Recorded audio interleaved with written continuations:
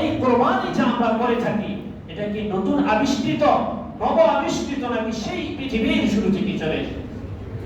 সেই পৃথিবীর শুরু থেকে সাইয়্যিদুনা আবুনা আদম আলাইহিস সালাম থেকে এই কোরবানি, বাকি ধরনটা ছিল ভিন্ন।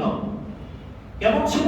কোরআনে কারীমে আল্লাহ তাআলা ইরশাদ করেন, ওয়াতলু আলাইহিম নাবা বনি আদম বিল হক إذ قربا قربانا فتقبل من أحدهما ولم يتقبل من الآخر قال لأقتلنك قال إنما يتقبل الله من المتقين الله رب العالمين قرآن الكريم জানালেন ওয়াতলু আলাইহিম, তাদের কাছে আপনি জানিয়ে দেন, তাদেরকে শুনিয়ে দেন, নাবা বনি আদম বিল হক, আদম আলাইহিস সালাম, আদমের দুই সন্তানের যে ঘটনা, আদমের দুই সন্তানের যে বিষয়টা ছিল, সেই বিষয়টা আপনি তাদের সামনে বর্ণনা করেন। ইয ক্বাররাবা কুরবানান ফাতুকুব্বিলা মিন আহাদিহিমা, যখন তারা দুইজন কুরবানি করেছিল, আল্লাহ রাব্বুল আলামিন একজনের কুরবানি কবুল করেন, ফাতুকুব্বিলা মিন আহাদিহিমা ওয়া লাম ইউতাকাব্বাল মিনাল আখার, আরেকজনের কুরবানি আল্লাহ তাআলা কবুল করেন নাই। ক্বালা লাআকতুলান্নাক, যার কুরবানি আল্লাহ রাব্বুল আলামিন কবুল করেন নাই, সে বলল আমি তোমাকে হত্যা করে ফেলব। তখন ওই ব্যক্তি বলল, ইন্নামা ইয়াতাকাব্বালুল্লাহু মিনাল মুত্তাকিন, আল্লাহ রাব্বুল আলামিন যারা সংযমী, যারা মুত্তাকি, যারা পরহেজগার, তাদের কুরবানি কবুল করেন। আল্লাহ রাব্বুল আলামিন কার কুরবানি কবুল করেন? মুত্তাকিদের কুরবানি কবুল করেন। সেই ইতিহাস হলো হযরত আদম আলাইহিস সালাম যখন পৃথিবীতে আগমন করেন, আদম আলাইহিস সালাম ওয়া হাওয়া আলাইহিস সালাম, তাদের গর্ভ থেকে প্রথমে দুইজন সন্তান জন্ম লাভ করত। জমা হইত একজন পুরুষ, একজন মহিলা, একজন ছেলে, একজন মেয়ে। এভাবে যখন জন্ম লাভ করে মানুষের মাঝে, মানুষ পৃথিবীতে বিস্তার লাভ করতে শুরু করে, তখন ওই বিধান ছিল এমন, প্রথম ঘরে যে ছেলে ছিল সে দ্বিতীয় ঘরের মেয়ের সাথে, দ্বিতীয় ঘরের যে মেয়ে ছিল তার প্রথম ঘরের ছেলের সাথে বিবাহ হবে। প্রথম ঘরের ছেলে একজন, দ্বিতীয় ঘরের মেয়ে একজন, এভাবে বিবাহ হবে। নিয়ম অনুযায়ী হাবিল কাবিল দুই ভাই, হাবিল তার সাথে আকীবার বিবাহের কথা হয়, কাবিলের সাথে আরেকজন তার সাথে বিবাহের কথা হয়। কিন্তু আকীবা দেখতে একটু সুন্দরী ছিল, অপরজন তত একটা সুন্দরী ছিল না। কাবিল বলল না, আমার সাথে যার জন্ম হয়েছে আমি তাকে বিবাহ করব, কারণ সে সুন্দরী। এই কথা বলার পরে সে মানতে চায় না। আদম আলাইহিস সালাম বলেন, আল্লাহ তাআলার বিধান হচ্ছে তুমি আকীবাকে বিবাহ করতে পারবে না, হাবিল বিবাহ করবে, তখন সে মানে না। আল্লাহ রাব্বুল আলামিনের পক্ষ থেকে আদম আলাইহিস সালাম বললেন, তোমরা দুইজনই কুরবানি করো, তোমাদের যার কুরবানি আল্লাহ তাআলা কবুল করবেন তার সাথেই আকীবার বিবাহ হয়ে যাবে। দুইজনে কুরবানি করবেন, যার কুরবানি আল্লাহ তাআলা কবুল করবেন তার সাথেই আকীবার বিবাহ হবে।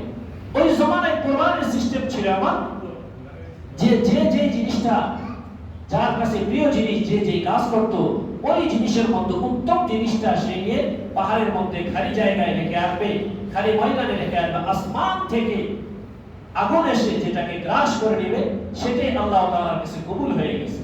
তো যেহেতু হাবিল ছিল রাখাল, সে হৃষ্টপুষ্ট ভালো একটা ছাগল নিয়ে সেখানে রেখে আসলো, আর কাবিল ছিল কৃষক, সে কিছু শাক সবজি নিয়ে সেখানে রেখে আসলো। রেখে আসার পরে আল্লাহ রাব্বুল আলামিন হাবিলের কুরবানি কবুল করে নিয়েছেন। বলে সুবহানাল্লাহ। আল্লাহ তাআলা এটাই কোরআনে কারীমে বলেছেন, ওয়াতলু আলাইহিম নাবা বনি আদম বিল হক, আদমের দুই সন্তানের কথাগুলো আপনি যথাযথ তাদেরকে জানিয়ে দিন। এই কর্মবা কুরবানা, যখন তারা দুইজনে কুরবানি করলো, ফাতুকুব্বিলা মিন আহাদিহিমা, আল্লাহ রাব্বুল আলামিন তাদের একজনের কুরবানিকে কবুল করলেন, ওয়া লাম ইউতাকাব্বাল মিনাল আখার, অপরজনের কুরবানি আল্লাহ তাআলা কবুল করেন নাই। কাবিলের কুরবানি কবুল করা হয় নাই, হাবিলের কুরবানি কবুল হয়ে যায়। তখন কাবিল হিংসা, রাগে, গুসায় সে পাগল হয়ে যায়। গোসাই সে তার ভাইকে হাবিলকে বলতে থাকে লা আকুতুলান্না, তোকে আমি হত্যা করে ফেলবো। বলেন নাউযুবিল্লাহ। সে বলে আমি তোকে হত্যা করে ফেলবো, তোকে মেরে ফেলবো।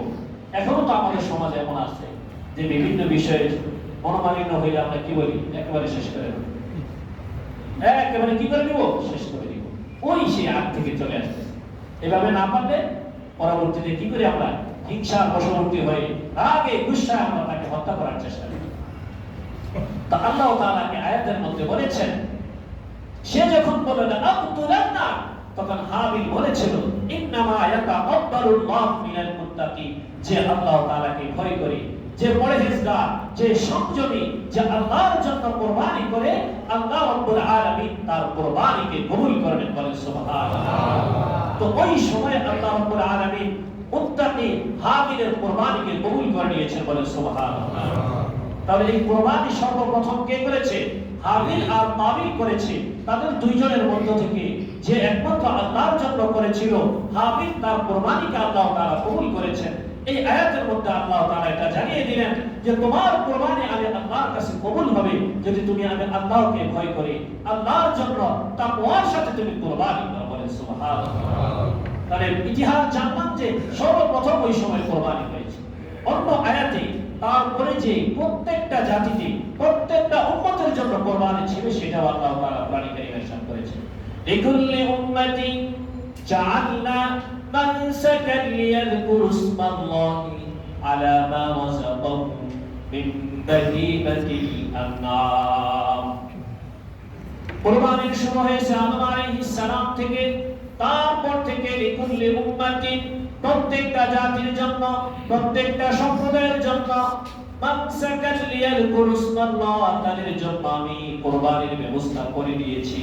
লিয়াযকুরু ইসমাল্লাহ, যেন তারা আল্লাহ তাআলাকে নামকে স্মরণ করে, যেন তারা আল্লাহ তাআলাকে স্মরণ করে, আলা মা রাযাকাহুম মিন বাহিমাতিল আনআম, আল্লাহ তাআলা তাদেরকে রিজিক হিসাবে যেই প্রাণীগুলো দিয়েছেন, রিজিক হিসাবে তাদেরকে যেই প্রাণীগুলো দিয়েছেন, যে চতুষ্পদ জন্তুগুলো দিয়েছেন, সেই চতুষ্পদ জন্তুগুলোর উপর তারা আল্লাহ তাআলার নাম স্মরণ করে যেন তারা কুরবানি করে।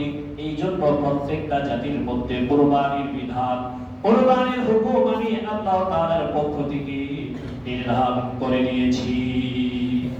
প্রত্যেকটা জাতির জন্য কুরবানির বিধান আল্লাহ তাআলা দিয়েছেন। কিন্তু বর্তমানে আমরা যে কুরবানি করে থাকি, সেই কুরবানি কোথা থেকে এসেছে সেটাও আমরা জানি যে সাইয়্যিদুনা আবুল্লাহ ইব্রাহিম আলাইহিস সালাম ওনার পক্ষ থেকে এক ইতিহাস, এই ইতিহাসের মাধ্যমে আমরা জানতে পারি যে তিনি তার সন্তান ইসমাঈল আলাইহিস সালামকে কুরবানির জন্য আল্লাহ তাআলার পক্ষ থেকে আদেশ আসে।